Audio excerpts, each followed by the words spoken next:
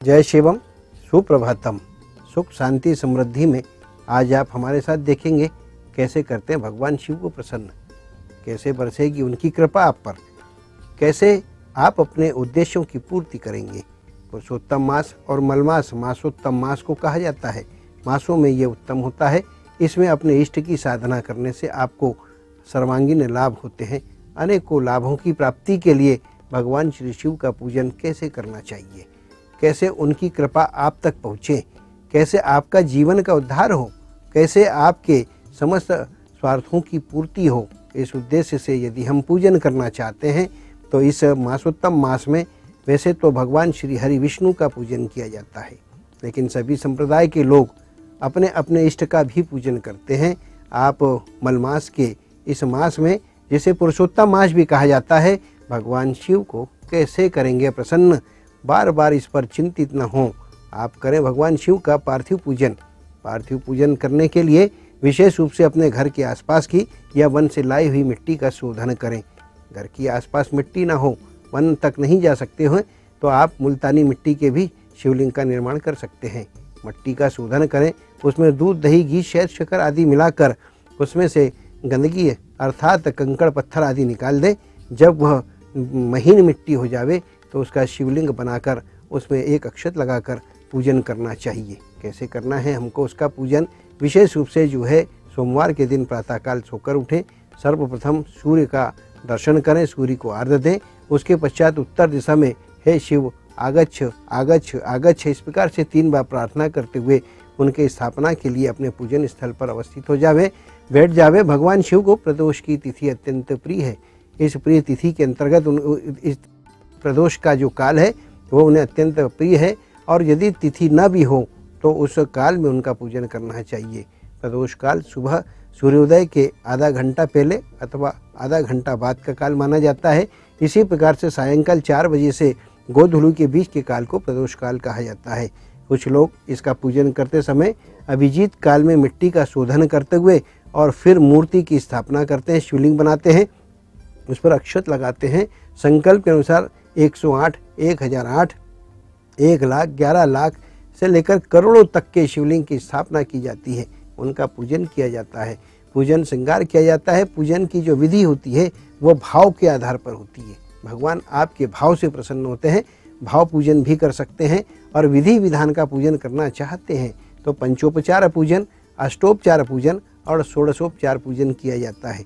लेकिन पूजन करते समय हर भक्त अपने भगवान के लिए संपूर्ण साधन अर्पित करने के लिए जो है उत्साहित होता है। तो उस दशा में आप जो है बिल्वपत्र, शमीपत्र आदि जो भगवान श्री शिव को बहुत प्रिय है वह उन्हें चढ़ाना चाहिए। उसके पश्चात शिव का अभिषेक करते हुए उनका जो है अभिषेक का रुद्री आदि का पाठ करते हुए करना चाहिए। उसके पश्चात जो है उनका श्रृंगार करना चाहिए। उनको षोडश उपचार के माध्यम से यदि पूजन करते हैं, आद्य पाद्य के साथ तिलक आदि करें, भस्मी लगाएं, जनेऊ आदि चढ़ाकर, नाना प्रकार के पुष्प, नाना प्रकार की मिठाई, इत्र, सुगंधी आदि सब चढ़ाकर उन्हें जो भांग धतूरा आदि सब चढ़ाने के पश्चात उन्हें प्रसन्न करें। भाव के साथ में उनका पूजन करें। पुनः फिर जो है उनका जलाभिषेक करके और फिर उत्तर श्रृंगार करना चाहिए और उत्तर पूजन करना चाहिए। 14 बार भगवान श्री शिव की आरती पूजन आदि करना चाहिए। और जब भगवान श्री शिव का हम पूजन करते हैं तो उसमें विशेष रूप से एक बात का ध्यान रखना चाहिए, अंतःकरण शुद्ध होना चाहिए, निष्पाप होना चाहिए, तभी तो बरसेगी शिव की कृपा आप पर।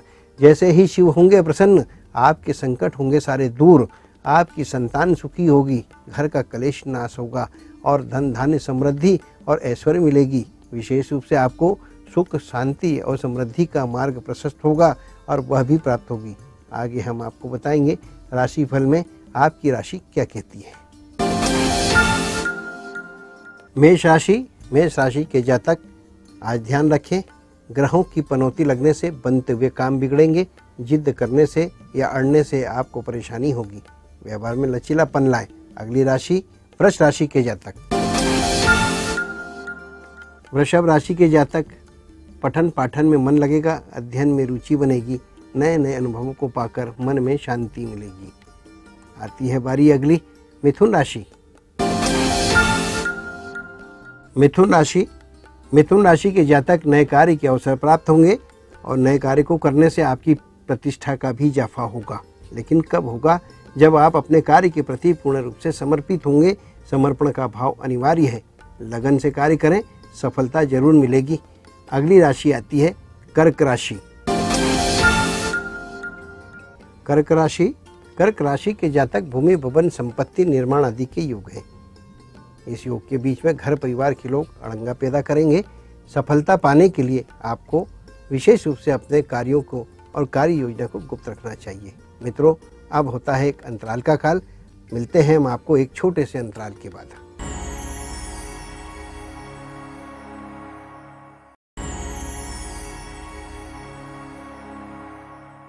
सुख, शांति और समृद्धि में पुनः आपका स्वागत है।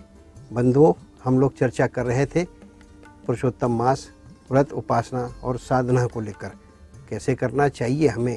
विशेष रूप से कोई भी साधना या पूजा, उसके क्या होते हैं नियम।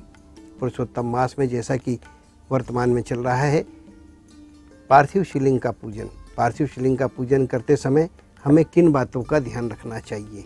जब कभी हम पार्थिव शिवलिंग का पूजन करते हैं, सर्वप्रथम हमें अपने अंतःकरण को शुद्ध, अंतर्याग को शुद्ध रखना चाहिए। बाह्य याग का शुद्धिकरण भी इसमें अनिवार्य होता है। और इसका व्रत, साधना और उपासना करने का जो नियम होता है, विशेष रूप से इसमें ब्रह्मचर्य का पालन और असत्य संभाषण नहीं करना चाहिए। भगवान शिव के विषय में कहा जाता है सत्यम शिवम सुंदरम, शिव ही सत्य है, अर्थात सत्यवाणी का प्रयोग, शिव ही सुंदर है। अपने आप को सुंदर इस साधना को करते समय मानना चाहिए और जितने लोग आसपास होते हैं उन्हें भी सुंदर भाव से देखना चाहिए। सत्यम शिवम, और उसके बाद आया सत्यम, और अपने आप को शिव मानते हुए सबको हम जब सुंदर मानने लगते हैं तो इस व्रत साधना का हमें पूर्ण फल प्राप्त होता है। व्रत साधना को करने से पहले आचार संहिता का पालन करते हुए विशेष रूप से कैसे हम थाली को सजाएं भगवान शिव के पूजन की, इसका विशेष उपक्रम होता है। थाली को सजाते समय उसमें 16 उपचार से यदि हम पूजन करते हैं तो कुमकुम, रोली, चंदन विशेष रूप से ध्यान रखिए। भगवान श्री शिव को हल्दी नहीं चढ़ती, सिंदूर नहीं चढ़ता, इस बात का हमें ध्यान रखना चाहिए। पुष्प, जनेऊ, इत्र और नाना प्रकार के जो है फल आदि होना चाहिए। यह सब सजाने के पश्चात फिर जो है पार्थिव शिवलिंग का पूजन विधि विधान से किया जाता है। यही व्रतोपासना का इसका सिद्धांत है। करते समय जब हम पूजन को इस विशेष करके हमें ध्यान देना चाहिए कि किसी भी प्रकार का क्लेश मन में ना हो, मन में शांत हो और शांत भाव के साथ में जब हम पूजा करते हैं तो भगवान शिव की कृपा हम पर बरसती है। शिव की कृपा पाने के लिए विशेष जो उनकी साधना का काल होता है उसमें नमः शिवाय, नमः शिवाय, नमः शिवाय इस मंत्र का मन ही में जाप करना चाहिए, मानसिक जाप करना चाहिए, उपांशु जाप करना चाहिए। लगातार इस प्रकार से जब हम जाप करते चलते हैं भगवान श्री शिव के, तो उससे हमें जो टंकन, भेदन और छेदन, जिस प्रकार से मंत्र का लय, ताल और रिदम उठता है, वैसे ही हमारे सातों चक्र जागृत होते हैं। उन सातों चक्रों की जागृति से कुंडलिनी का जागरण होना और कुंडलिनी के जागरण से आज्ञा चक्र का जागरण होता है। और यदि उसी स्थान पर हमारे माता पिता वहाँ हो और हमारे गुरु हों तो उनकी शक्ति का पात हम पर होता है और नाना प्रकार से शक्तियों का उद्गम होता है और उन आंतरिक शक्तियों से हम पराशक्तियों को प्राप्त करके अपने कार्यों में सफल होते हैं। जब शक्ति और सिद्धि की प्राप्ति होती है शिव के मार्ग से तो हम आकर्षण का केंद्र बन जाते हैं। वाक सिद्धि एक और हमें प्राप्त होती है तो दूसरे दिन आकर्षण का कारण हो जाते हैं।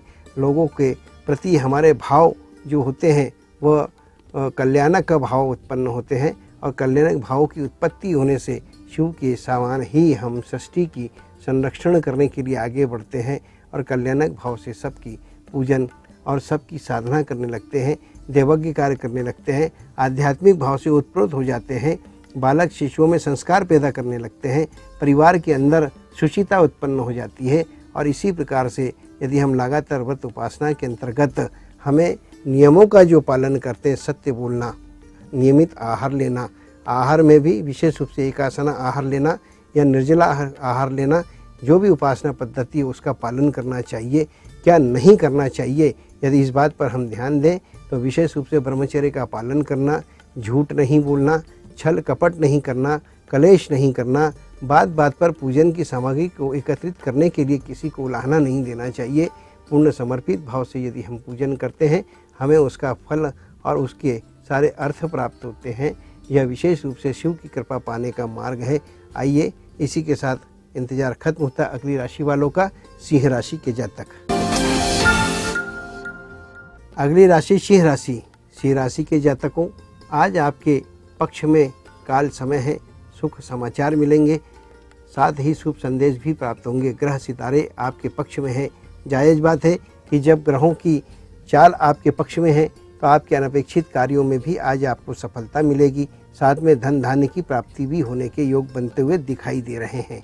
इन योगों में प्रचुरता यदि आप लाना चाहते हैं तो आप कन्याओं को वस्त्रों का दान दें। अगली राशि आती है अब कन्या राशि। कन्या राशि। कन्या राशि वालों, आज आपके लिए एक संकेत है। रोगों के प्रति आपको सचेत रहना है। विशेष रूप से अपने खान पान आहार आदि का आप ध्यान रखें। रोग से बचने के लिए समय पर औषधि भी लें। पति पत्नी में प्यार बढ़ेगा, इस बात का ध्यान रखें। आज आपको क्रोध नहीं करना है, शांतचित्त होकर आगे बढ़ना है। आती है बारी अब तुला राशि। तुला राशि। तुला राशि के जातकों, आज आपका दिन प्रसन्नता से भरा हुआ है। मन भावन उपहारों की प्राप्ति होगी। किसी मांगलिक कार्य में आप शरीक होंगे। अंतर मन प्रसन्न होगा, प्रसन्नता के भाव उपजेंगे। आनंद ही आनंद आज आपको प्राप्त होना है। दिन के संकेत आपके लिए शुभ है। इसी के साथ बारी आती है वृश्चिक राशि। वृश्चिक राशि। वृश्चिक राशि के जातक, आज आपको नए नए अनुभवों की प्राप्ति होगी। ज्ञान विज्ञान की बातों को जानकर नए अनुभवों के आधार पर सार्थक उन्नति की पहल भी करेंगे। उन्नति के योग बनते हुए दिखाई दे रहे हैं। उन्नति के योग पाने के लिए आप आतुर रहेंगे। इसी के साथ में लेते हैं एक छोटा सा अंतराल।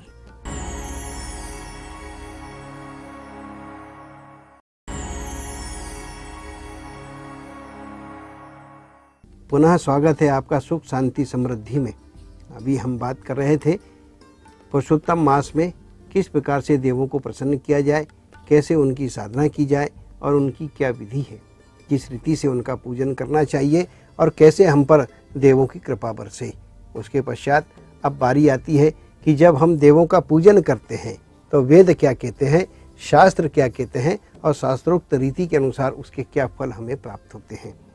कहा जाता है कि भगवान श्री शिव का पूजन विशेष रूप से जब हम पार्थिव पूजन पुरुषोत्तम मास में करते हैं, इस मास में जब सकाम संकल्प करके पूजन करते हैं और वेदोक्त रीति से हम संकल्प करते हैं या उसका तंत्रोक्त विधि से संकल्प करके पूजन करते हैं तो उनसे जो हमें फल की प्राप्ति होती है वह मनुष्य के एक स्वभाव, चरित्र और प्रवृत्ति का कारण होता है कि वह उसके लिए उत्साहित होता है।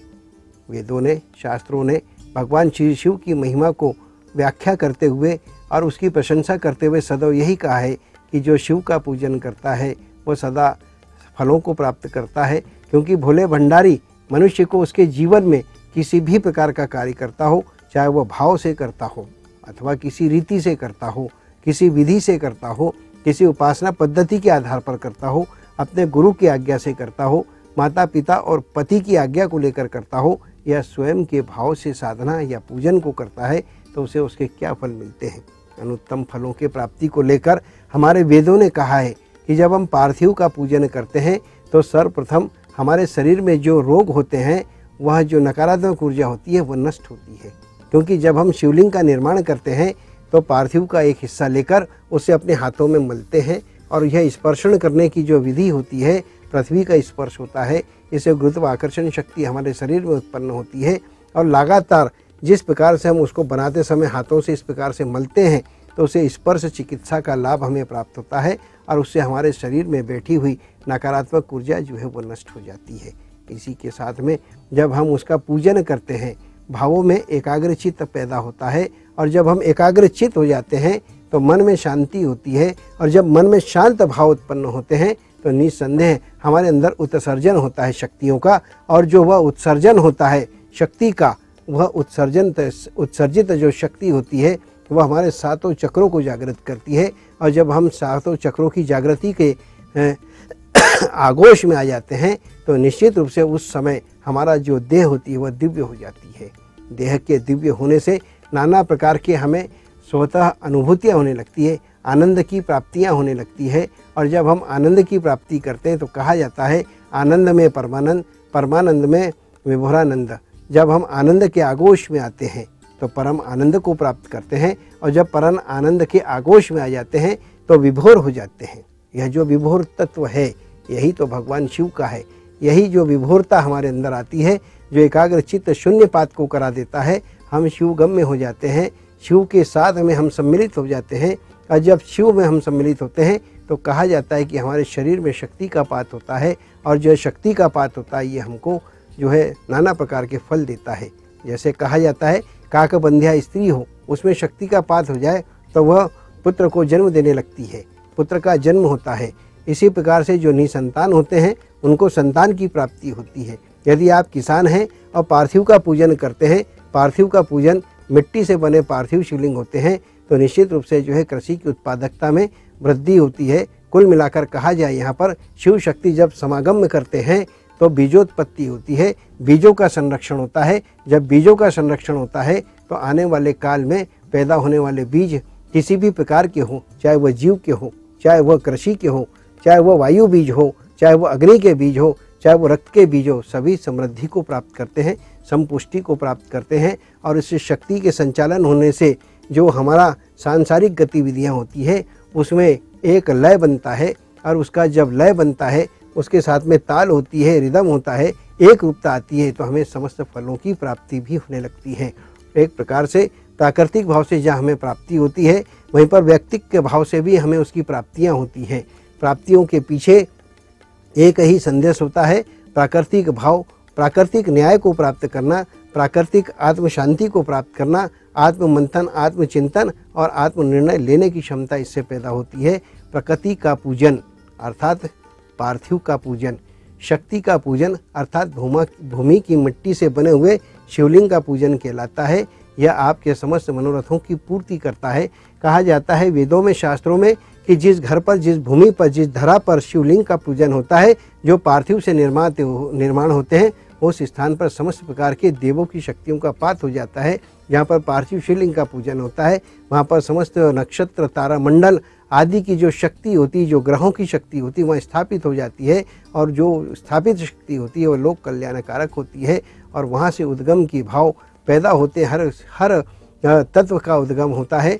जहाँ उन्नति होती है, जहाँ शांति होती है, जहाँ धन की प्राप्ति होती है, जहाँ धान्य की प्राप्ति होती है, जहाँ संतान की प्राप्ति होती है, वहीं पर हम निरोग काया भी होते हैं। अनेकों प्रकार के फलों को हम प्राप्त करते हैं। शिव की पूजन अर्थात समग्र फलों को प्राप्त करने का एक ऐसा विधान है जिसे करने से हमें फलों की प्राप्ति तो होती ही है, उसके साथ में प्रकृति को समझने का अवसर भी हमें प्राप्त होता है। यहाँ पर समस्त तत्वों की प्राप्ति होती है। मिट्टी जब हम लाते हैं, भूमि तत्व, उसमें जल मिलाते हैं, जल तत्व, जब उसका शोधन करते हैं, कूटते हैं, तो उसमें वायु भी मिलती है, वायु तत्व भी उसमें मिल जाता है। जब उसका पूजन करते हैं, आरती करते हैं, तो अग्नि तत्व। इस प्रकार से जो है पंच तत्वों का पूजन होता है। जब हम उन पंच तत्वों का शमन करते हैं तो हमारे अंदर जो व्याप्त दुर्योग होते हैं वो सारे के सारे समाप्त होते हैं। जीवन हमारा सुख, शांति और समृद्धि के मार्ग पर ले जाता है। यही तो हमारा उद्देश्य है कि आप हमारे साथ जुड़ेंगे और सुख, शांति, समृद्धि को सदैव देखते रहेंगे। इसी के साथ में आप लेते हैं अगली राशियों की बारी को। धनु राशि के जातक, आज आपके मन में चंचलता आएगी, कहीं कहीं छल कपट करने के भाव भी पैदा होंगे, लेकिन आपके परिवार के दिए हुए संस्कार और आपकी जो सोच है वह आपको ऐसा करने से रोकेगी। अनेकों प्रकार के कष्टों को झेलने के बाद भी आप अपने आप में संयमित रहेंगे और सच्चरित्रता का प्रदर्शन करेंगे। इसी के साथ अगली राशि को हम लेते हैं मकर राशि। मकर राशि, आज प्राकृतिक आपदा का सामना करना पड़ सकता है। मानसून की मार आपको पीड़ित कर सकती है। धन की हानि होना, कारोबार की हानि होना जैसे अनेकों प्रसंग आपके सम्मुख उपस्थित हो सकते हैं। इनसे आपको बचना है और इस हेतु आपको सुरक्षा हेतु कदम उठाना अति आवश्यक होगा।